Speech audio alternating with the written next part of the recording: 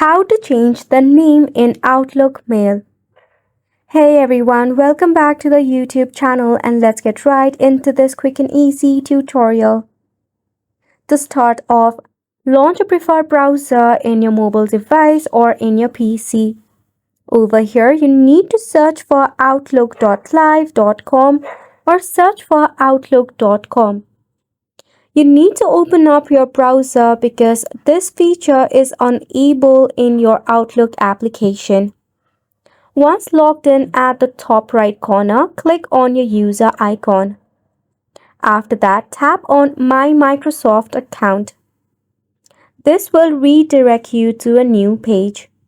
Wait until the page loads up. In your left-hand corner, you will see a 3 horizontal line. Click on it. Then tap on Your Info.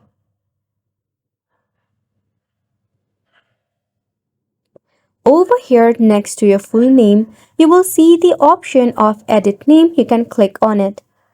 After which, you can go ahead and switch up your name. Then, solve the CAPTCHA puzzle. Then click on the Save button to change your name in your Outlook mail. Isn't it simple? So make sure to go ahead and give this a try, and thank you so much for tuning in. We'll see you very soon.